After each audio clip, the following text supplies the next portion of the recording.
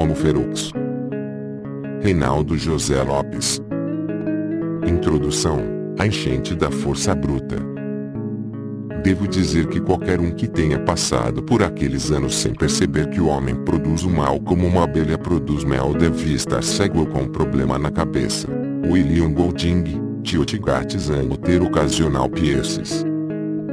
Nossa história começa exatamente do mesmo jeito que inumeráveis outras histórias contadas por uma boca humana começaram nos últimos milênios. Era uma vez um rei. O que vem depois, porém, é bem mais esquisito. Não é exatamente uma história de espadas mágicas, tronos e princesas a conquistar, gigantes ou anéis de poder. Ouça, era uma vez um rei que achou que poderia deter a violência humana. Admito que talvez tenha flexibilizado um pouco meu compromisso com os fatos ao dizer que nossa história não é exatamente uma de espadas mágicas. Afinal, o soberano de que estamos falando é o rei Arthur, o monarca da Távola Redonda, aquele que brandia a invencível Excalibur em combate. Poucas coisas são mais despropositadas, à primeira vista, do que imaginá-lo como pacifista. Mas tempos desesperados exigem medidas desesperadas. A versão da saga de Arthur de onde tirei o título deste livro foi escrita durante os momentos mais sombrios da Segunda Guerra Mundial por um inglês que se enfurnou na Irlanda rural, na época, um país neutro, no começo de 1939, porque se recusava a participar de mais uma carnificina de proporções globais. Foi assim que nasceram os 5 livros que compõem The Ancient Future King, o único e eterno rei. Na tradução algo impreciso das edições brasileiras que saíram até agora. Assim como O Senhor dos Anéis, é uma obra escrita por um autor que gostava de iniciais na capa dos livros. Th. Terence Moody, Witch, uma narrativa que nasce com um sabor infanto-juvenil e se transforma de modo inexorável conforme progride, atraída pela força gravitacional do sublime e do horrendo. Nessa versão da história, cujos primeiros momentos foram adaptados pela Disney na animação A Espada Era a Lei, de 1963, o mentor de Arthur é o mago Merlin, como em tantas outras variantes da lenda, mas seus verdadeiros professores são os bichos. Transformado pelas artes do feiticeiro em animal, vivendo entre animais, o menino Arthur descobre que a única espécie capaz de assassinato, guerra e tortura é a nossa, com a possível exceção das formigas, que guerreiam, embora não cometam o resto da lista de atrocidades. Homo sapiens, homem sábio, é uma ironia cruel de nomenclatura latina, sentencia Merlin. O nome científico correto deveria ser Homo ferox feroz, selvagem. Homo ferox, continuou Merlin sacudindo a cabeça. Aquela raridade da natureza, um animal que mata por prazer. Não há um só bicho nesta sala que não desdenharia matar outro, a não ser que seja para se alimentar. Homo ferox, o inventor da crueldade contra os animais, que cria fazões a um custo enorme pelo prazer de matá-los, que se dá ao trabalho de treinar outros animais para matar, que mata ratos vivos, como vi fazerem em Eril, para que os gritos deles intimidem os roedores locais, que se volta contra sua própria espécie na guerra, e mata 19 milhões a cada 100 anos, que mata publicamente seus próximos quando julga que eles são criminosos, e que inventou uma maneira de torturar seus próprios filhos com um bastão, ou de exportá-los para campos de concentração chamados escolas, onde a tortura pode ser aplicada por outrem. Sim, você tem razão em perguntar se é correto descrever o homem como ferox, pois certamente a palavra em seu sentido natural de vida selvagem entre animais decentes nunca deveria ser aplicada a tal criatura. Merlin chega a aplicar mais adjetivos latinos pouco elogiosos aos atuais membros do gênero Homo. Para ele, outros nomes científicos possíveis para nós seriam stutus, estúpido, ou impoliticus, não político, um trocadilho com a clássica definição grega do ser humano como animal político por excelência.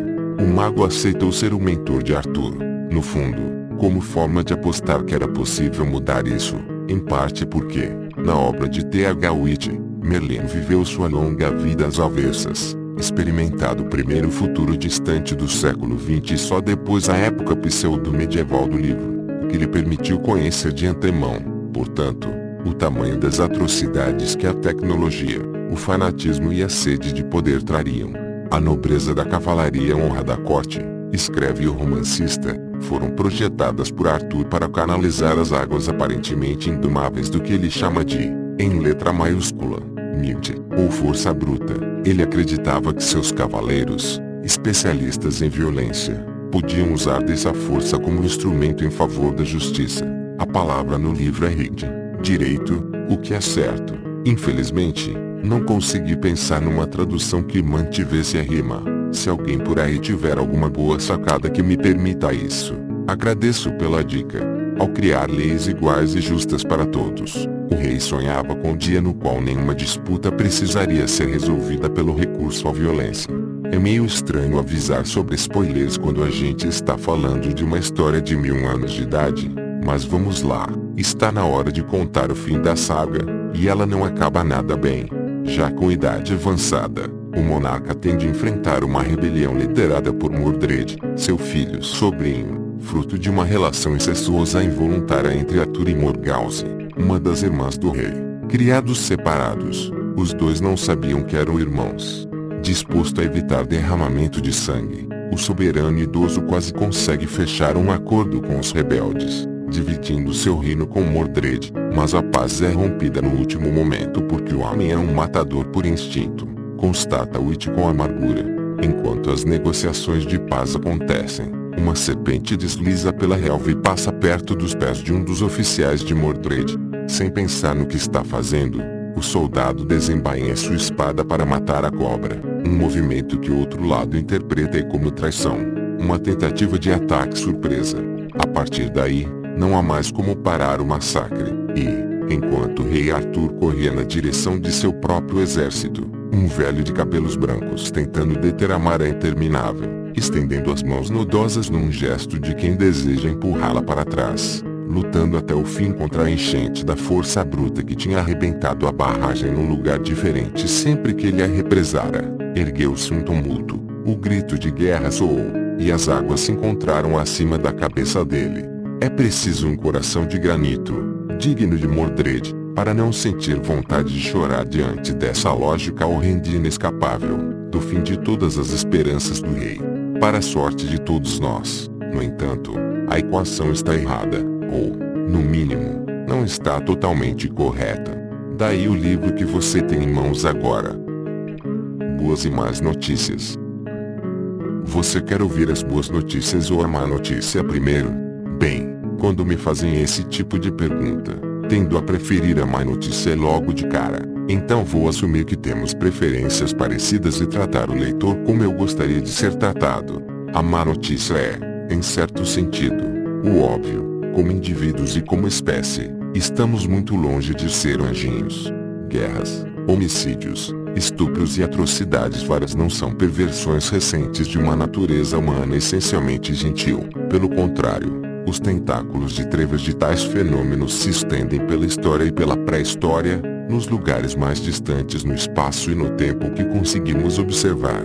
O único jeito honesto de enxergar o que somos e o que podemos ser é não desviar o olhar e lidar com esse legado de uma vez por todas.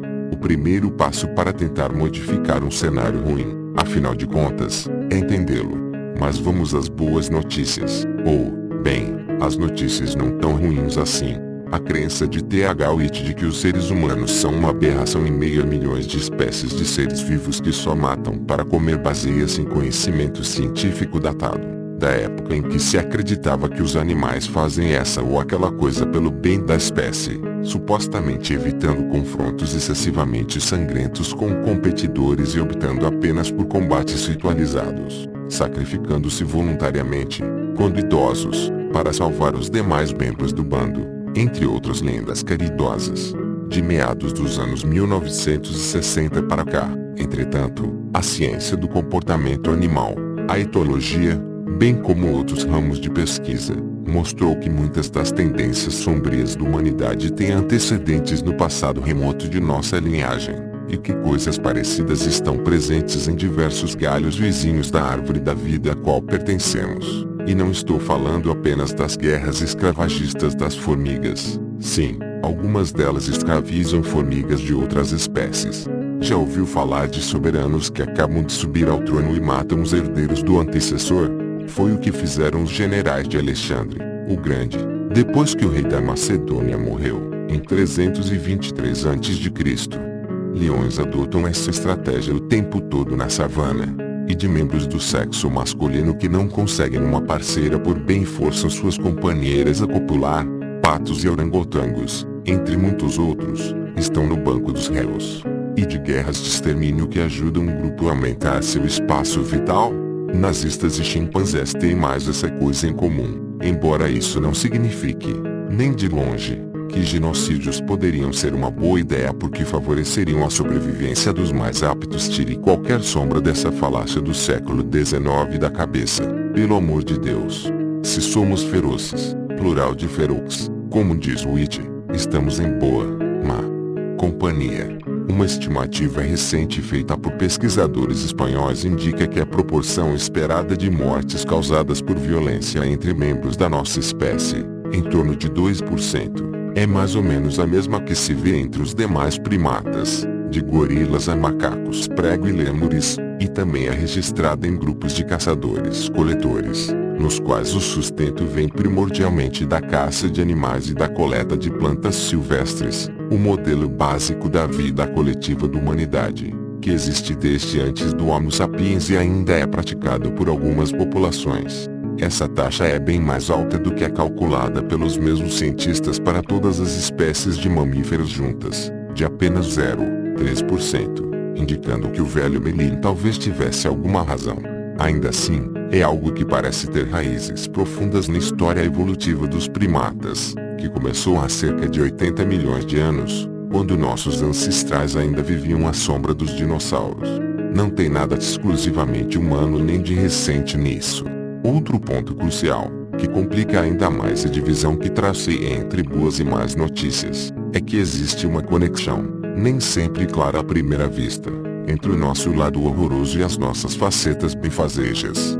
O potencial destrutivo sem precedentes da violência humana nos últimos séculos tem muito a ver com o fato de que somos capazes de trabalhar em equipe com uma eficiência que nenhuma outra espécie, nem em seus sonhos mais desvairados, seria capaz de alcançar.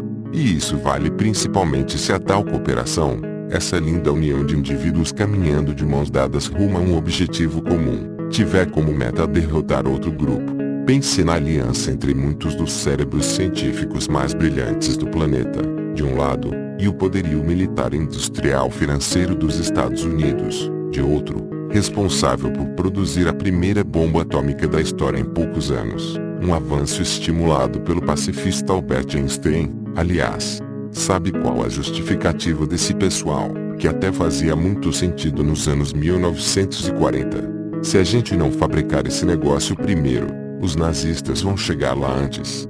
Há inclusive pistas neurobiológicas, ou seja, ligadas ao funcionamento do sistema nervoso e hormonal de humanos e outros mamíferos, de que os mesmos sistemas que produzem emoções ternas em relação a indivíduos que enxergamos como companheiros podem estar por trás, em parte, das reações xenófobas e intolerantes diante dos outros. Mecanismos neurobiológicos costumam ser construídos a partir de fundações evolutivas bastante antigas, o que significa que herdamos de nossos ancestrais remotos tanto as bases da agressividade quanto as de comportamentos que consideramos moralmente aceitáveis ou mesmo gentis. De fato, é o que outros estudos comparativos do comportamento animal têm indicado. Dá para ter uma coisa, nossa incrível capacidade de cooperação e conexão, sem a outra, o uso desse potencial contra competidores. Ainda não sabemos. Não sabemos, mas temos visto algumas indicações, ainda tímidas diante da conta gigantesca do sofrimento interno bruto do planeta, de que sim, talvez seja possível. O peso desse legado nas costas coletivas da humanidade é avassalador, mas o império da força bruta não é mais tão soberano em diversos aspectos da vida e em muitos lugares da Terra. Algumas coisas têm mudado para melhor já faz décadas ou mesmo séculos. A primeira boa notícia, e a questão é saber, 1. Até que ponto a mudança é só um pontinho efêmero no radar da história ou veio para ficar, e 2. O que fazer para que ela continue. Definições e abordagens. O leitor deve ter notado que ainda não defini violência. Como não quero ganhar fama de escritor escorregadio, Está na hora de explicitar do que estou falando quando uso a palavra, ao menos para os propósitos deste livro. O tipo de violência que analisaremos juntos é principalmente aquele cometido, sob as mais variadas circunstâncias, por pessoas ditas normais, que dão beijos de boa noite nos filhos e amam seus cônjuges, genitores e bichos de estimação. Acredite, gente como eu e você, em determinadas condições, é perfeitamente capaz de coisas que fariam Gengis Khan sorrir de orelha a orelha em seja lá qual for o círculo do inferno reservado a tiranos mongóis onde ele foi confortavelmente acomodado por Satanás nos últimos séculos.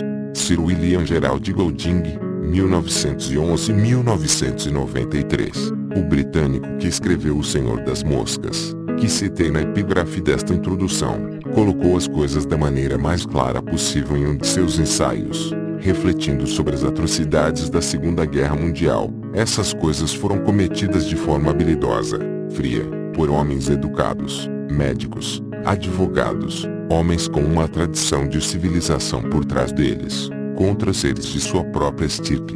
Esse ponto é indiscutível. Assim, dado que o foco é em pessoas normais, não trataremos aqui da violência patológica, que resulta de defeitos no sistema natural de empatia e controle de emoções instalado no cérebro de quase todas as pessoas vivas hoje ou que viveram nas últimas centenas de milhares de anos.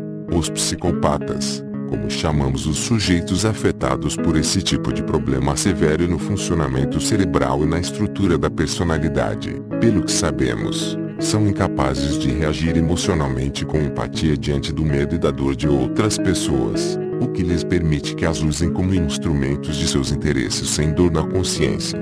Embora a violência cometida por psicopatas seja a que mais costuma chamar a nossa atenção, e renda excelentes narrativas, ficcionais ou de não ficção, não vamos abordá-la porque, no quadro geral da história da nossa espécie, o impacto dos atos de violência cometidos por não psicopatas, por pessoas normais e em situações de confronto com outros seres humanos, é muitíssimo maior. É verdade que a frequência de líderes políticos com traços de psicopatia parece superar a de pessoas com essas características na população geral, e líderes assim tiveram considerável impacto histórico, mas mesmo esse fator não explica o padrão global da força bruta na nossa espécie. Por fim, nem sempre a linha que separa psicopatas de pessoas normais pode ser traçada claramente com caneta vermelha. Alguns tipos de comportamento violento normal estão associados a condições biológicas e sociais que também concorrem para criar a psicopatia clássica e, portanto, não poderão ser ignorados de todo por aqui. Dito isso, a violência que encararemos nestas páginas é a letal cometida por um ser humano contra outro ser humano. Guerras, óbvio, estão no topo da lista, assim como vendetas familiares, homicídios e execuções por ordem judicial, ou a que seja altamente incapacitante do ponto de vista físico ou emocional, tortura, estupro ou discriminação sistemática e constante por motivos étnicos, raciais, religiosos ou de comportamento sexual, de gênero. É preciso circunscrever um pouco nosso campo de visão, ou todos vamos ficar doidos. Discriminação racial, religiosa e de gênero ou orientação sexual não é violência física em sentido estrito, mas é um tipo de violência simbólica ou psicológica que costuma ser um correlato bastante consistente da violência física. Vale dizer, as coisas costumam vir juntas, e, o que é mais importante, a violência simbólica é um facilitador da violência física, dessensibilizando possíveis agressores diante das consequências de seus atos e minando a capacidade de resistência das vítimas, um mecanismo psicológico básico que vamos analisar em detalhes nos capítulos vindouros. Portanto, faz todo sentido que ambas as coisas sejam pensadas juntas. Escolhi as principais dimensões da violência simbólica citadas aqui porque elas provavelmente são as que tiveram um papel mais relevante no padrão geral da história humana dos últimos milênios, em especial como fatores multiplicadores da violência física em larga escala, de legislações draconianas contra escravizados e minorias a guerras de extermínio contra supostos inimigos raciais ou religiosos. É por adotar essa visão macroscópica que não dedicarei capítulos inteiros a temas como o bullying nas escolas do século XXI ou do passado ou a maneira patentemente desumana como muitos de nossos ancestrais tratavam seus filhos pequenos. Temas importantíssimos, mas que, por não terem o efeito sísmico dos demais, serão abordados pontualmente ao longo do livro, já que muitas vezes estão ligados à gênese individual dos comportamentos violentos. Do mesmo modo, a violência e a crueldade humanas praticadas contra outras espécies não será esmiuçada. Em parte, essa escolha vem do fato de que capturar e matar membros de outras espécies é algo que normalmente integra comportamentos de predação, os quais nem sempre estão relacionados com a violência interespecífica, a não ser que você seja um psicopata que acha sumamente divertido enfiar agulhas de crochê nos olhos de golfinhos, algo que tem tudo para ser patológico. Andei mencionando chimpanzés, leões e neurobiologia alguns parágrafos atrás, o que deve ter valido como uma pista sobre a abordagem geral deste livro. Em poucas palavras, acredito, e nisso, creio que estou em boa companhia, que só vamos conseguir entender os elementos básicos do comportamento humano ao longo da história se adotarmos a perspectiva da biologia evolutiva e a mesclarmos, da forma mais harmoniosa possível, com os aspectos empíricos das ciências humanas. A pesquisa histórica, a sociologia e a antropologia, entre outras disciplinas, realizaram avanços notáveis na tentativa de explicar por que sociedades e indivíduos se comportam desta ou daquela maneira.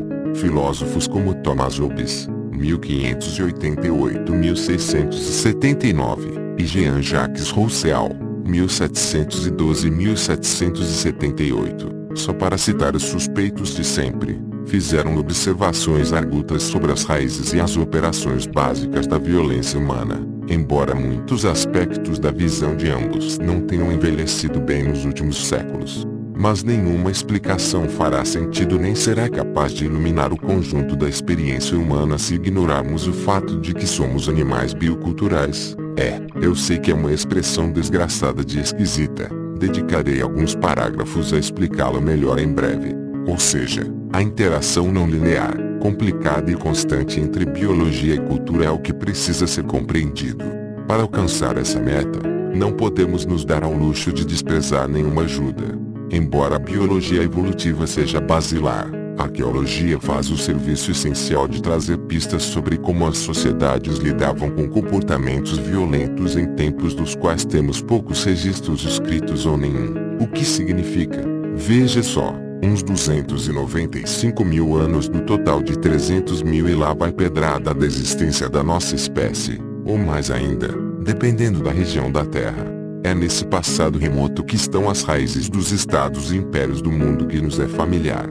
A psicologia é capaz não apenas de avaliar o que se passa com um soldado sofrendo de estresse pós-traumático ou com a vítima de uma chacina na periferia do Rio, mas também de simular, em condições controladas de laboratório, o que pode levar pessoas perfeitamente normais a virarem cúmplices de torturadores ou os próprios torturadores. Experimentos desse tipo já foram feitos, embora ainda haja muita pancadaria acadêmica sobre o significado exato deles. A neurociência e a endocrinologia investigam o que acontece com o cérebro e os hormônios de quem está espumando de raiva e louco para esbofetear o próximo. A teoria dos jogos tenta criar modelos matemáticos simplificados, mas muito úteis, que permitem quantificar os prós e os contras objetivos de cada comportamento, inclusive os mais sangrentos. E a epidemiologia e a estatística nos ajudam a achar padrões de sentido em todo tipo de maçaroca de dados cuspida pelo IBGE ou por seus correlatos de outros países ou de outras épocas. Queridos pesquisadores do IBGE que talvez leiam estas linhas, por favor, não se ofendam, é só uma piada. A meta aqui, porém, não é ser exaustivo, mas usar judiciosamente os exemplos necessários para ir ao cerne da questão. É claro que alguns temas, alguns lugares e algumas épocas me são bem mais familiares do que outros, e inevitavelmente acabarei me concentrando neles. Sou capaz de descrever minuciosamente o funcionamento da falange, formação de infantaria pesada, na qual lutavam os guerreiros de Esparta no começo do século V a.C. ou de examinar os detalhes do nexo lógico entre sistemas de acasalamento e violência masculina em grupos de gorilas ou elefantes marinhos. Mas precisaria estudar muito antes de dizer que entendo a fundo o Bushido, o código de honra dos samurais, por exemplo. Ainda que apenas uma fração das culturas e épocas da história humana seja examinada nestas páginas, O importante, ao menos do ponto de vista dos nossos objetivos aqui, é garantir uma perspectiva comparativa suficientemente transcultural e interespecífica, para que padrões recorrentes, e provavelmente cruciais, de comportamento sejam compreendidos.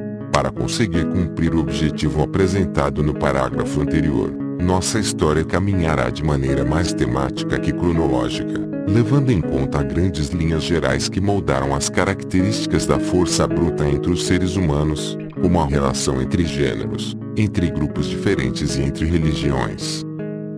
Lista, não tão breve, de mal-entendidos a evitar. Mal-entendidos costumam rondar os temas deste livro feito corvos sobrevoando campos de batalha. Este é o momento de desembainhar a espada e tentar decapitá-los, cabeça por cabeça, ou de engaiolar os bichos, pelo menos.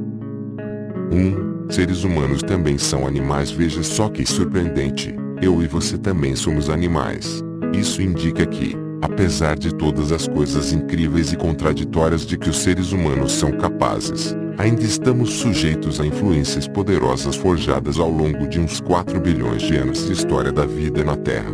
A mais importante dessas influências, embora nem de longe a única, é a chamada seleção natural, principal ideia proposta pelo naturalista britânico Charles Darwin, 1809-1882, em seu clássico de 1859, sobre a origem das espécies por meio da seleção natural, ou a preservação das raças favorecidas na luta pela vida. Tem como não amar a falta de concisão dos títulos do século XIX.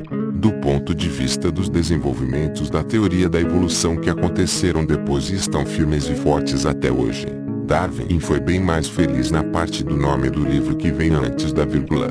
Embora a luta pela sobrevivência tenha capturado a imaginação popular quando falamos de seleção natural, vale ressaltar que ela é apenas o meio, e não o fim, do processo todo. No jogo da seleção natural, ganha quem deixa mais descendentes viáveis no mundo. E não importa muito se isso acontece por meio de uma luta literal pela vida, derrotando adversários em combate mortal, com a ajuda de ardis e trapaças, devorando as uvas do seu colega de bando enquanto ele está cuidando dos filhotes, com métodos moralmente louváveis ou por uma combinação de todas essas estratégias e muitas outras. Repito, não importa, ao menos para o processo natural, ainda que seja obviamente importante para nós. Só importam 3 coisas. A. Que exista uma variação natural de indivíduo para indivíduo no emprego dessas estratégias, que podem ser tanto fisiológicas quanto comportamentais. B. Que ao menos parte dessa variabilidade tem um componente hereditário ou genético, no sentido de que as tendências comportamentais, e, claro, também as características físicas, de filhas e filhos espelham, ao menos em parte, as dos pais. E C. Que algumas formas dessa variabilidade hereditária levem à produção de mais descendentes que outras, de maneira que elas fiquem cada vez mais comuns na população conforme transcorrem as gerações. Pronto, se você ainda não a conhecia, acaba de ficar sabendo o essencial sobre a ideia mais importante da biologia moderna. Se ela vale para todos os demais animais e seres vivos, muito provavelmente também vale para nós. Esse fato não deveria ser tão misterioso, afinal, é reconhecido como parte do senso comum ao menos desde a época de Aristóteles, o filósofo que, no século IV a.C., classificou o ser humano como politikon, animal político, ou desde a composição do livro bíblico do Eclesiastes, talvez um século antes. Você não acredita que o Antigo Testamento enxergava os seres humanos como animais? Confira. Quanto aos homens, penso assim, Deus os põe à prova para mostrar-lhes que são animais, pois a sorte do homem e a do animal são idênticas, como morre um, assim morre o outro, e ambos têm o mesmo alento. Eclo 3, 18-19, Palavra do Senhor, pessoal, ou, pelo menos, do autor anônimo do Eclesiastes, uma das figuras literárias mais interessantes da Bíblia. Muita gente ainda me olha torto quando chamo a atenção para esse fato básico da existência, o de que homens são animais, mas não vejo por que ele deveria provocar esse tipo de reação. Afinal, todo mundo nasce, cresce e morre, precisa comer e ir ao banheiro. As mulheres amamentam seus bebês, Os homens tendem a ter mais pelos no peito, temos sangue, ossos, músculos, cérebro. Compartilhamos essas e incontáveis outras características com os demais moradores dos galhos da árvore da vida, o álbum de família da evolução. Uma prova disso é a maneira como, digamos, ansiolíticos e antidepressivos projetados para tratar pacientes humanos funcionam, que é uma beleza em roedores e até crustáceos. Esse último dado deixa evidente o seguinte: seria improvável que outras características também típicas de animais, instintos, pendores, tendências naturais de entender o mundo, não influenciassem igualmente a maneira como nos comportamos, sentimos emoções e pensamos. Note, usei o verbo influenciar, não o verbo determinar. Explico a diferença mais adiante. O que expus agora significa que o ser humano é só um animal. Bem, defina só. Não conheço animal, por mais simples que seja, cuja complexidade possa ser desprezada por essa palavrinha. Nossa natureza inclui coisas bem distintas da de outros animais. Sem dúvida, a começar pela ferramenta inigualável chamada linguagem, que estou usando aqui. Mas, ainda que não sejamos só animais, nós também somos animais, e isso é importante. 2. Humanos são animais bioculturais. Em primeiro lugar, temos boas razões para acreditar que essa coisa chamada cultura não é exclusividade humana, principalmente em seu aspecto material. Chimpanzés de diferentes lugares da África constroem, sim, a palavra é essa mesma, kits distintos de ferramentas, em geral, de folhas e madeira, para capturar cupins, obter mel de abelhas silvestres, e por aí vai. Apesar de viverem em ambientes bastante similares, cada grupo de símios desenvolveu suas próprias modas de cultura material, transmitidas de geração em geração. Chimpanzés, aliás, deixam registro arqueológico das pedras que empregam para quebrar castanhas na Costa do Marfim, numa profundidade temporal que chega a alguns milhares de anos. Vemos coisas parecidas entre diversos primatas e outros suspeitos de sempre no reino animal, ou seja, os bichos de vida social complexa e cérebro avantajado, como golfinhos e membros da família dos corvos. Mas essas tradições de cultura material não são equivalentes às da cultura humana porque não possuem dimensão simbólica, não têm significados ou representações mentais para os bichos, objetam antropólogos que conheço. Pode ser, mas dá para imaginar algum jeito de testar isso diretamente e não simplesmente afirmar que não há dimensão simbólica por puro preconceito contra os bichos. De mais a mais, há alguns relatos intrigantes sobre estilos de comunicação ou coisas semelhantes a rituais, mordiscar certas folhas antes de cortejar uma fêmea, digamos, que variam de grupo para grupo entre primatas ou mesmo aves. Está cedo para considerar encerrado o debate sobre o tema. Esse primeiro esclarecimento é importante, mas o fato é que a complexidade da cultura humana realmente supera em muito o que vemos em outras espécies, se não qualitativamente, ao menos quantitativamente. Tamanha complexidade cultural não nasceu do nada, ela depende, para operar, das características únicas do nosso cérebro, como a elevada densidade de neurônios no córtex, o pedaço evolutivamente mais recente do órgão. Entretanto, a cultura pode adquirir uma dinâmica evolutiva própria, uma vez que a complexidade cultural se torna cumulativa, principalmente graças à transmissão de informações de uma geração para outra e entre indivíduos e grupos na mesma geração, por meio da linguagem oral e de suas descendentes, como a escrita. Isso equivale a dizer que a cultura se torna sujeita a regras de espalhamento ou desaparecimento que são, em essência, muito similares às da seleção natural biológica. Além do mais, os elementos culturais frequentemente se reproduzem entre si. Duas culturas diferentes que se encontram muitas vezes se recombinam, e cada uma delas passa a se desenvolver carregando consigo elementos da outra. Talvez isso tenha soado um tanto abstrato, então tentemos colocar as coisas em termos concretos e bastante próximos de nós. Até mais ou menos o ano 200 a.C., o território que acabaria recebendo o nome de Portugal era habitado por tribos que falavam idiomas celtas, aparentados, portanto, a língua original dos gauleses celebrizados por Asterix ou a dos irlandeses modernos que não falam só inglês. Exércitos romanos conquistaram o território dessas tribos e iniciaram o processo que daria origem à língua portuguesa a partir do latim vulgar. Se o latim fosse uma espécie de ser vivo que, no século II a.C., começou a competir por espaço e recursos com outras espécies, as línguas celtas de Portugal, poderíamos pensar que o sucesso reprodutivo do latim teria sido imensamente superior nos últimos milênios, tanto que perto de 1 bilhão de pessoas hoje se comunicam usando idiomas que são basicamente latim mal falado, contra rigorosamente zero falantes nativos modernos dos idiomas celtas portugueses.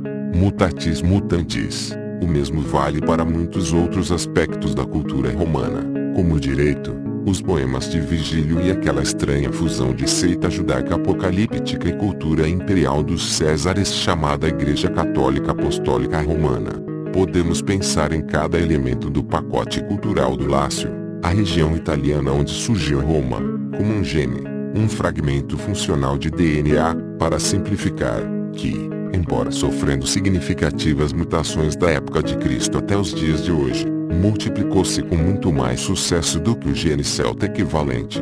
Eis, agora, o pulo do gato, que explica por que falei há pouco em dinâmica evolutiva própria. A seleção natural cultural não precisa estar acoplada à seleção natural em seu aspecto biológico. É muito provável que os antigos romanos tenham contribuído relativamente pouco para o DNA dos portugueses modernos. Biologicamente, os lusos de hoje e seus descendentes brasileiros ainda são muito celtas e também visigodos, árabes, ameríndios, africanos e outros temperos do caldeirão étnico no qual temos sido cozidos nos últimos 500 anos. Mas, e esse é o mas que faz toda a diferença, seu DNA cultural foi muito romanizado. E ambas as coisas, genes de verdade e genes culturais, podem interagir das formas mais complicadas e malucas do que você seria capaz de imaginar. No que diz respeito aos temas deste livro, por exemplo, há bons indícios de que a sua cultura possa influenciar o funcionamento dos hormônios que circulam no seu corpo numa situação violenta. É sério. Vou guardar os detalhes sórdidos para os próximos capítulos, mas por hora basta exemplificar brevemente com uma situação já estudada há décadas. Ocorre que a produção de hormônios do estresse no organismo de um homem americano da região norte do país, um nativo de Boston, digamos, submetido a um insulto é bem diferente da que acontece no organismo de outro americano, só que do sul dos Estados Unidos, alguém de Atlanta ou do Texas, por exemplo, que receba o mesmo insulto. Como pode? Afinal, estamos falando de brancos, predominantemente descendentes de gente vinda mais ou menos das mesmas regiões da Europa, com ancestrais espalhados por Inglaterra, Escócia e Irlanda, embora essa composição étnica tenha ficado bem mais complicada com a chegada de novas levas de imigrantes europeus ao país a partir do século XIX. Do ponto de vista biológico, não faz muito sentido que as variantes de genes que americanos do norte e do sul carregam sejam suficientemente diferentes a ponto de gerar respostas hormonais distintas diante de uma grosseria. Todo mundo ali originalmente descendia de uma mistura mais ou menos similar de grupos celtas, saxões e escandinavos, entre outros.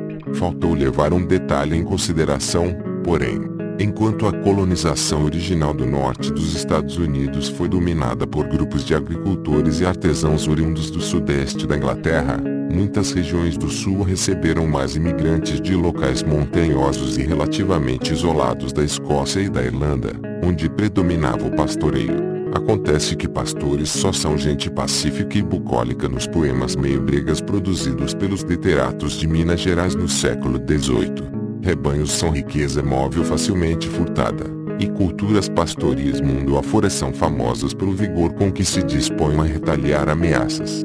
Os americanos do sul trouxeram consigo essa cultura olho por olho, o que inclui reagir de forma bem mais incisiva a um xingamento. Daí os hormônios do estresse mais elevados neles. Uma última e crucial ressalva antes de partir para o próximo item.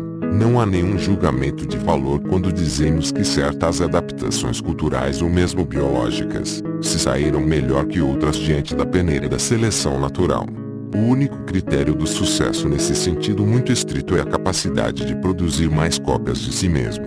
Nada disso tem necessariamente algo a ver, Portanto, com sofisticação intelectual, capacidade de produzir seres humanos mais felizes e equilibrados, retidão moral etc., não equivale a superioridade em qualquer sentido usual.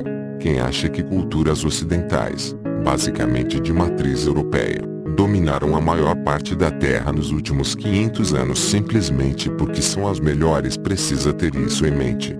E, mais uma vez, sucesso reprodutivo cultural não necessariamente está acoplado a um sucesso reprodutivo biológico. Mencionei o catolicismo, por exemplo, uma fé que, há mais de um milênio, quase sempre restringe o acesso à hierarquia religiosa aos homens celibatários. Culturalmente, sacerdotes católicos se reproduzem toda vez que um bispo ordena um novo padre, ainda que isso não tenha nada a ver com reprodução biológica, apesar do hábito de alguns papas do Renascimento de transformar seus filhos bastardos em cardeais. 3. Pessoas são pessoas, ou seja, indivíduos, não mede as estatísticas feito São João Batista aclamando no deserto. Essa frase eu vivo bradando por aí, mas muita gente não escuta. Pode ser, por exemplo, que em média, atenção ao itálico, por gentileza, homens sejam um pouco melhores que mulheres no que diz respeito ao raciocínio espacial, enquanto as moças são, em média, um tiquinho melhores que os rapazes na capacidade de interpretar as emoções de outrem. Essas hipóteses até que têm bastante apoio empírico, mas podem ser derrubadas no futuro. É assim que a ciência funciona. Digamos que essas afirmações sejam verdadeiras. Isso significa que deveríamos desencorajar as garotas que querem virar engenheiras civis ou os moços que gostariam de se formar em psicologia? É óbvio que não. O termo em média implica variabilidade, e muitas vezes variabilidade grande. Há inúmeras mulheres por aí que conseguiriam projetar uma estação de metrô melhor que muitos homens, assim como muitos homens que choram assistindo a animação divertidamente, da Pixar, feito eu. As tendências estatísticas podem ser interessantes e importantes em vários aspectos, mas elas nunca deveriam ser usadas como julgamentos pétreos para decidir quem uma pessoa é ou o que ela seria capaz ou não de fazer. A dicotomia entre os sexos que acabei de mencionar parece ter uma relação muito estreita com a violência humana.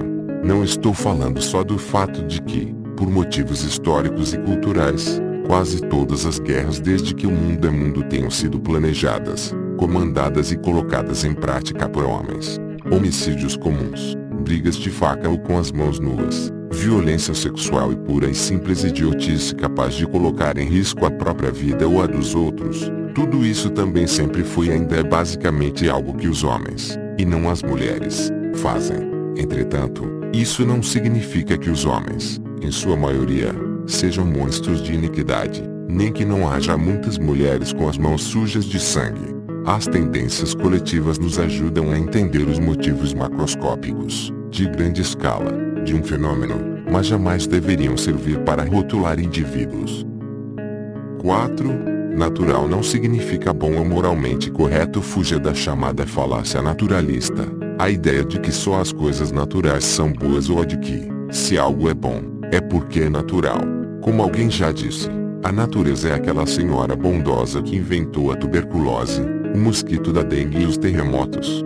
É totalmente natural a fêmea de louva-a-Deus mastigar avidamente a cabeça do macho enquanto este copula com ela. E nada mais típico da mamãe natureza que a morte maciça de filhotes de tartaruga marinha logo depois do nascimento, engolidos pela primeira gaivota que aparece assim que começam a se arrastar pela areia em busca do oceano. Somos capazes de estabelecer critérios racionais para tentar estipular o que é certo e o que é errado, assim como somos capazes de usar uma espécie de bússola moral emocional também, que pode ser tão importante quanto a razão ou até mais sólida do que ela, embora nossas emoções estejam repletas de pontos cegos. 5. Explicar não significa justificar um ponto implícito no item anterior aqui. Quando analisamos um comportamento comum na natureza e tentamos entender a lógica por trás dele, isso está longe de justificar o comportamento. Não é uma defesa de que ele seja correto. Médicos tentam entender a dinâmica das doenças não para dar uma forcinha a vírus, bactérias e companhia, mas para achar maneiras de detê-los sempre que possível. O homicídio e o estupro podem ser explicados, em parte, Pelo prisma da biologia? Sim, claro. Mas isso não significa que eles sejam coisas que deveríamos continuar a fazer. 6. Influenciar é muito diferente de determinar. Muita gente vive com medo de um tal determinismo biológico ou determinismo genético. Para quem é mais específico, a ideia de que aceitar o peso da biologia no nosso desenvolvimento equivaleria a abraçar uma versão pós-moderna do destino com D maiúsculo. Faz sentido temer isso? Não, não faz. Em muitos casos, influências biológicas não são mais poderosas do que os alimentos que você consome, os livros que lê ou os amigos com quem convive. Basta pensar na diferença que faz, para a altura, o peso e a inteligência de um adulto, se ele viveu num lar amoroso com comida adequada quando era criança ou se passava fome e era maltratado desde bebê. Eis algo que todo míope deveria saber, e que me foi didaticamente demonstrado pela psicóloga evolucionista americana Leda Cosmides quando a entrevistei em São Paulo, anos atrás. Eu, por exemplo, sou míope, disse-me Leda, tirando os óculos do rosto, uma característica que tem um componente genético e também depende de um gatilho ambiental, como forçar a vista lendo muito ou assistindo televisão. Agora, se eu coloco meus óculos de novo, continuou ela, devolvendo o aparato a seu lugar em cima do nariz. Outro componente ambiental elimina a influência da miopia sobre minhas chances de sobrevivência e reprodução. Moral da história: tem muito mais lógica pensar num sistema de interações entre potencial biológico, genético e condições ambientais. Um sistema de interações, ressaltemos, que é complicado, difícil de elucidar completamente e varia também de característica para característica, algumas mais permeáveis a influências externas, mais plásticas, outras mais robustas do ponto de vista do desenvolvimento, mais inflexíveis, se você quiser. Um dos jeitos de pensar esse tipo de variação contextual é por meio do que os biólogos chamam de normas de reação, um termo que significa exatamente o que parece: regras para reagir a diferentes contextos ambientais. Você, portador do alelo, variante de um gene, do tipo X, vai ficar com 90M quando adulto se crescer no ambiente Y, mas o mesmo alelo, o mesmo número da loteria genética, fará com que você fique com 70M no ambiente Z e 10M no ambiente W. Repare que ainda estou simplificando. Há centenas de variantes genéticas conhecidas que influenciam a sua altura. Voltando à questão do verbo determinar, seres humanos, e seres vivos de modo geral, tendem a ser entidades probabilísticas, não determinísticas, no sentido de que uma causa determinaria, isto é, sempre levaria ao resultado B de maneira linear e unívoca. O primatologista e neurobiólogo Robert Sapolsky, da Universidade Stanford, EUA, um de meus heróis científicos, resume tudo isso de forma poética e elegante neste parágrafo de seu mais recente livro, chamado Comporte-se, publicado em 2017. Em vez de funcionar com base em causas simples, a biologia funciona o tempo todo com base em propensões, potenciais, vulnerabilidades, predisposições, inclinações, interações, modulações, contingências, cláusulas do tipo se então, dependências de contexto, exacerbação ou diminuição de tendências preexistentes, círculos e voltas espirais e fitas de Mobius. Cá entre nós, eu assino embaixo. 7. Evolução não significa progresso. Esse último ponto talvez já esteja implícito no que andei falando antes. Entretanto, em temas tão delicados quanto os deste livro, às vezes vale a pena pecar pelo excesso. A equação evolução igual progresso é um dos capítulos mais lamentáveis da história do pensamento ocidental. No fundo, a evolução biológica significa apenas mudança nas características de uma população de seres vivos ao longo do tempo, sem qualquer juízo de valor sobre até que ponto tais mudanças são desejáveis. Quando a seleção natural começa a favorecer os parasitas sem órgãos dos sentidos, ou até sem a maior parte do cérebro, que passam a viver no interior do corpo de seus hospedeiros basicamente porque é custoso produzir esses penduricalhos no novo ambiente, ou quando bagres que colonizam rios subterrâneos tendem a apresentar olhos atrofiados ao longo de gerações, isso também é evolução.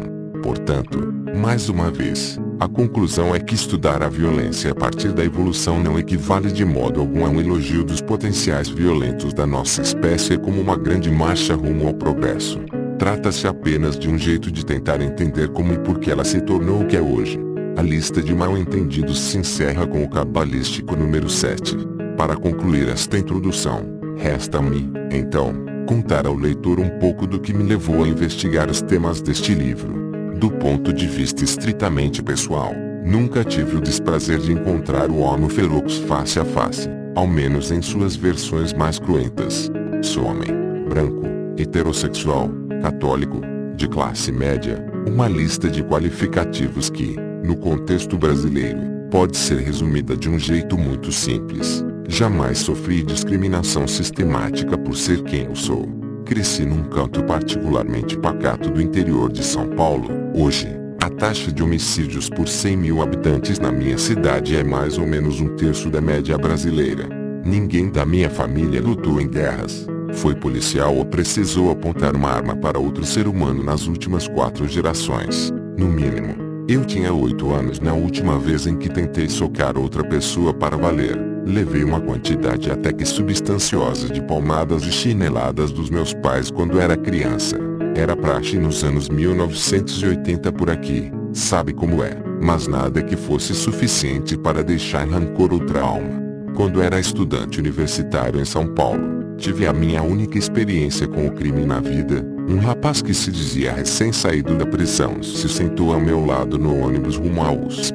Anunciou um sequestro relâmpago e me fez sacar R$ 200 no caixa eletrônico do campus, que era o que tinha na minha conta.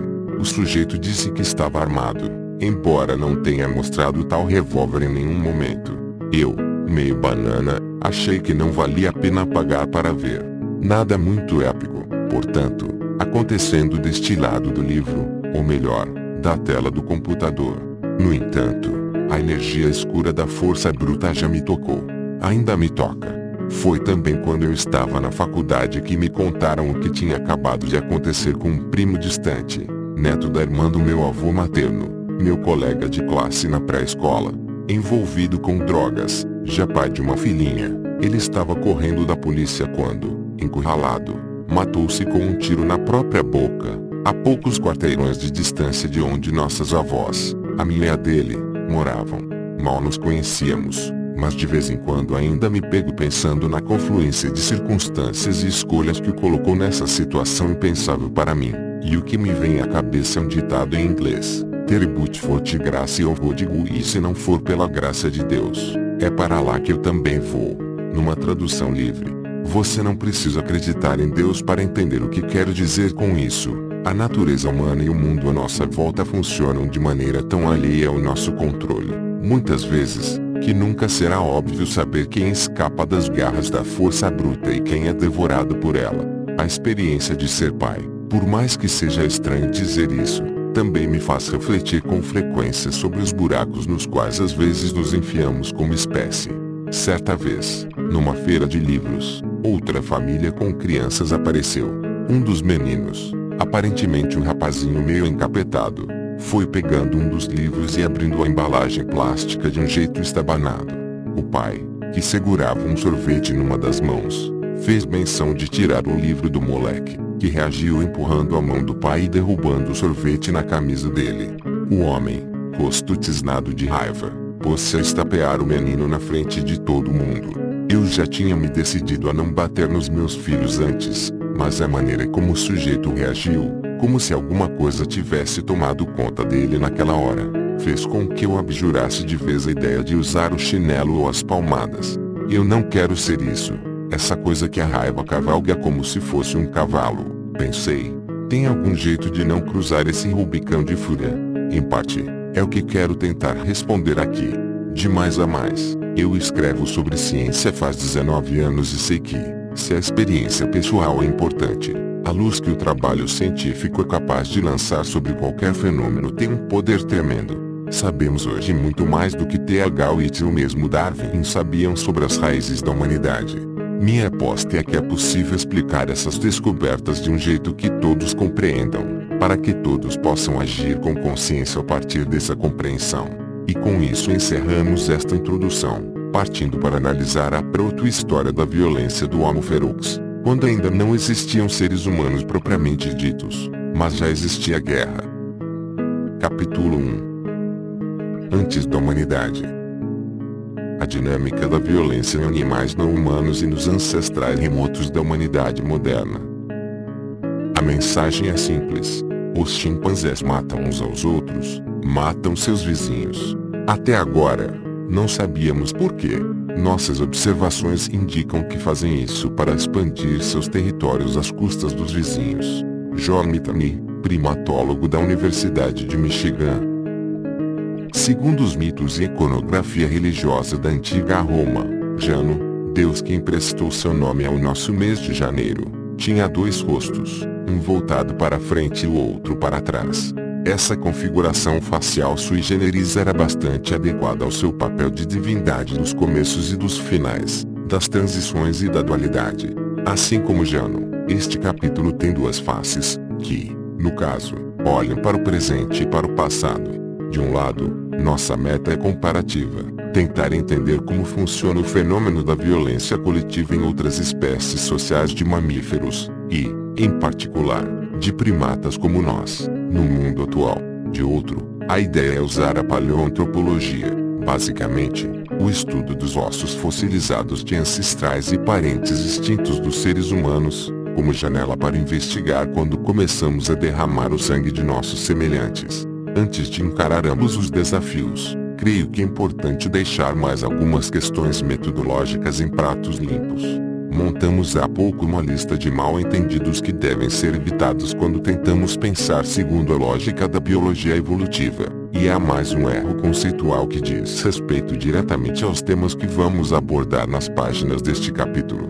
É o seguinte: outras espécies são modelos, não máquinas do tempo.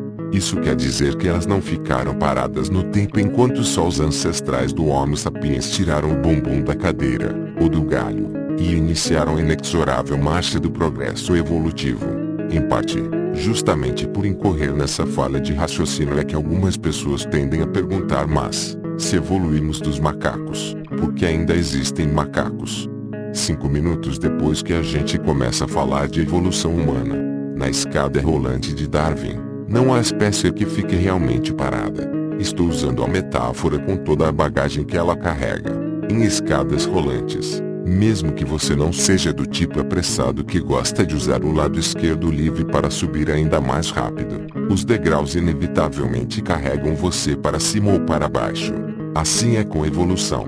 Os mecanismos das células responsáveis por copiar o DNA são, ainda que muito bons, inerentemente imperfeitos. O que significa que mutações, falhas de cópia no material genético, inevitavelmente vão aparecer e ser transmitidas para as gerações seguintes.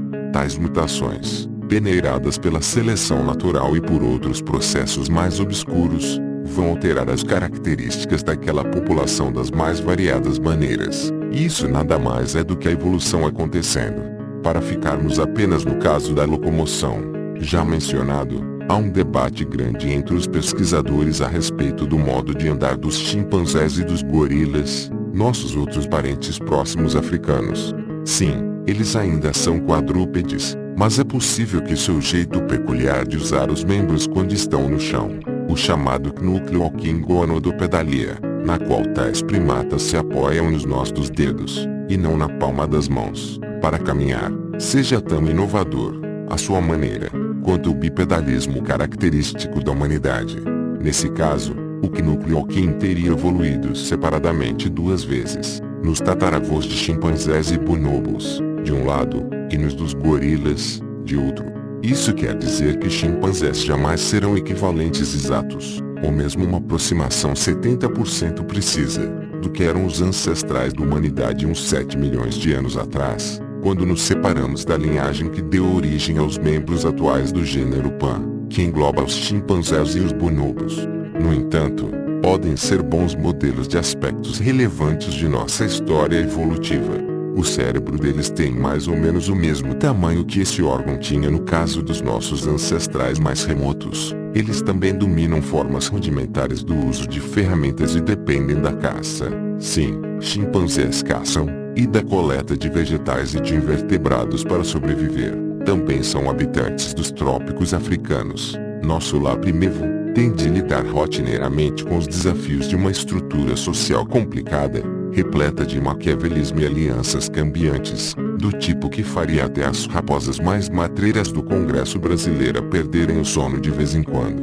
Seus bebês levam mais ou menos uma década para alcançar a maturidade sexual e comportamental. Uma escala de tempo não muito diferente da que vale para os nossos filhotes. Finalmente, não podemos nos esquecer do básico. Nesses bichos, neurotransmissores, moléculas que são as mensageiras químicas do sistema nervoso, hormônios masculinos e femininos, bem como o DNA que contém a receita para a produção desses componentes basilares do comportamento são muito semelhantes aos nossos, ainda que, de novo, não funcionem de modo idêntico. Pelo fato de essas espécies serem modelos, e não máquinas do tempo, certos detalhes da estrutura social e do comportamento da espécie X provavelmente vão lançar mais luz sobre a característica humana Y, enquanto outra criatura, por vezes totalmente distinta, será útil para entender um aspecto diferente da nossa natureza. Aí vai mais um exemplo banal: as orcas, ou baleias assassinas, costumam entrar na menopausa assim como as fêmeas humanas. Mas essa perda da capacidade reprodutiva na maturidade não costuma afetar chimpanzés do sexo feminino, o que significa que estudar cetáceos pode ser insuspeitamente interessante se você quiser entender por que as mulheres param de se reproduzir depois de um tempo. É por isso que, nas próximas páginas, embora o ponto forte sejam os estudos sobre grandes símios do presente e do passado remoto, também veremos como outros primatas e demais mamíferos lidam com os dilemas da força bruta. Morte na floresta. Em 2014, na primeira vez em que li um artigo na revista científica Nature descrevendo uma pesquisa liderada pelo primatólogo Michael A. Wilson, do Departamento de Antropologia da Universidade de Minnesota, acabei não prestando atenção devida a um dos apêndices do texto, singelamente denominado Tabela 1. Mortes intercomunitárias de vítimas desmamadas. O descuido se aproxima muito do indesculpável, porque olhar para aquela lista era como estar diante do memorial de um massacre. Dezenas de vítimas, cada qual citada pelo nome: Charlie, Fifi, Humphrey, Julian, ao menos quando era possível determinar sua identidade, com as idades no momento da morte, a comunidade a que pertenciam, a origem de seus algozes. Eram baixas de guerra, sim. Só que de uma espécie de primata que não era nossa.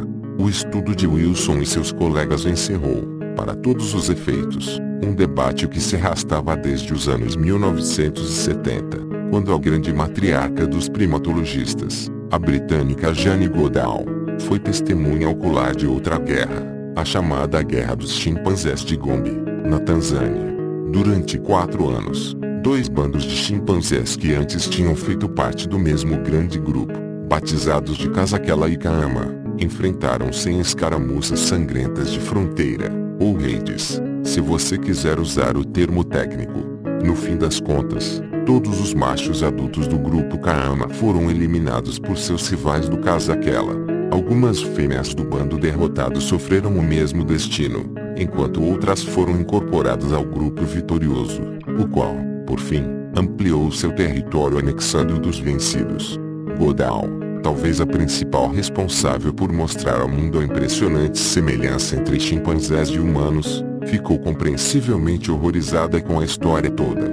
Outros primatólogos também, lógico, e não demorou a surgir a tese de que algo antinatural tinha acontecido com os grandes símios de Gombe para que eles agissem daquele jeito. A suspeita recaiu sobre uma das estratégias de trabalho de campo da britânica e de seus colegas, que era oferecer provisões cachos de banana, basicamente, para os bichos como forma de facilitar a aproximação e observação de seu comportamento. Como você talvez imagine, não é exatamente fácil ganhar a confiança desses animais. A lógica por trás dessa hipótese é a seguinte: ao darem aos chimpanzés acesso a uma nova, rica e prática fonte de alimento, Goodall e companhia teriam inadvertidamente chacoalhado o equilíbrio de poder entre os bichos. Uma disputa feroz teria se armado por conta da possibilidade de monopolizar esses novos recursos, culminando com a matança da Guerra de Gombe. A discussão, porém, não parou ali. De lá para cá, diversos outros grupos de cientistas americanos, europeus e japoneses se puseram a estudar outros bandos de chimpanzés e bonobos, espalhados por vários países da África, num esforço que, em muitos lugares, já dura décadas. No estudo de Wilson e na Nature, dados obtidos durante todo esse tempo foram reunidos e comparados detalhadamente. Em muita informação, 18 grupos de chimpanzés e 4 grupos de bonobos acompanhados, em média, por pouco mais de 2 décadas cada, embora haja casos de observações contínuas por mais de 50 anos. A área abrangida pela análise também é gigante, num arco que se estende do Senegal, praticamente no extremo ocidental do continente africano, até Uganda, no leste, passando pelo Congo, e a equipe também teve o cuidado de registrar, para cada localidade, variáveis como a presença ou ausência de provisionamento e o nível de perturbação ambiental causada por seres humanos de modo mais amplo. É difícil imaginar uma amostragem mais representativa da espécie do que essa, do ponto de vista estatístico. E eis que os resultados mostram, com pouquíssima margem para dúvida, que não faz sentido atribuir as mortes de Gombe a supostas decisões desastradas de Goodall no começo da carreira. Na ponta do lápis, teria havido um total de pelo menos 152 mortes de chimpanzés pelas mãos de outros chimpanzés nos grupos estudados desde os anos 1960, em um total de 807 indivíduos. A conta é um pouco complicada, porque esses números se dividem em 58 ataques letais diretamente observados por primatólogos, 41 inferidos sem observação direta da briga, mas com a descoberta de cadáveres dos grandes símios com marcas de mordidas e outros ferimentos claramente provocados por outros macacos, e 53 casos suspeitos. Desaparecimento de chimpanzés que antes pareciam saudáveis ou mortes mais lentas causadas por feridas que podiam ter sido provocadas por companheiros de espécie. Fêmeas jovens não entram na conta dos sumiços suspeitos porque o normal é que elas mudem de grupo quando alcançam a maturidade sexual, como explicaremos adiante. Das 18 comunidades de chimpanzés estudadas, 15 registraram mortes violentas, e a relação entre provisionamento, perturbações trazidas por humanos e índices de violência letal na verdade não existe. A correlação pode até ser inversa. A maior proporção de mortes violentas entre os bichos foi registrada na comunidade de Ngogo, em Uganda, numa área relativamente protegida de impactos humanos e na qual nunca houve provisionamento. Por outro lado, a área menos preservada de todas, Bossou, na Guiné, não foi palco de nenhum assassinato. Se não há elo estatístico entre a interação com pessoas e a mortandade, quais variáveis teriam correlação com o fenômeno? A primeira e mais importante será uma constante deste livro e já foi mencionada na introdução. De modo geral, quanto mais machos adultos num bando, maior a taxa de mortes violentas. Os machos são, de longe, os principais agressores, em 92% dos casos. Número que se aproxima assustadoramente do que vemos em seres humanos, e as principais vítimas, 73% dos mortos são do sexo masculino. Outra variável importantíssima é a densidade populacional em cada local. Habitats lotados de chimpanzés também tendem a ser palco de mais violência letal, e 66%, quase 2/3, dos assassinatos estão ligados a confrontos entre duas comunidades diferentes de chimpanzés. Exatamente como vimos que aconteceu em Gombe, ou seja, o que chamaríamos de raids, ou simplesmente de guerra. Vamos explorar com mais detalhes em capítulo vindouro o que significa a preponderância avassaladora dos chimpanzés machos em tais combates. Por ora, porém, vale a pena ter em mente a pedra fundamental da vida social, política e sexual desses bichos. Os machos são os que ficam no bando a vida toda, ou seja, os grupos de chimpanzés são patrilocais, para usar o termo preferido pelos especialistas. Como mencionei há pouco, as fêmeas deixam seu grupo de nascença e partem para outro quando estão sexualmente maduras, enquanto seus pais, irmãos e primos permanecem por ali. Como os acasalamentos da espécie atendem à promiscuidade generalizada, embora os machos de status elevado tenham um tipo de acesso vagamente preferencial às fêmeas mais cobiçadas, um filhote nunca sabe quem é seu pai nem os pais sabem quem são seus filhos, mas todos sabem quem são seus irmãos, e, muitas vezes, aliam-se a eles, é claro. Bandos vizinhos, portanto, tendem a ser vistos de três maneiras complementares. Eles são 1. Conjuntos de machos rivais com os quais não faria sentido firmar acordos de paz, já que machos não podem passar de um grupo para outro, por definição. 2. Uma fonte potencial de fêmeas. 3. Territórios que podem abrigar recursos alimentares valiosos. Levando tudo isso em consideração, não é difícil perceber por que, infelizmente, existem incentivos poderosos para que os bichos decidam cobrir de pancada o primeiro macho estranho que aparecer na frente deles.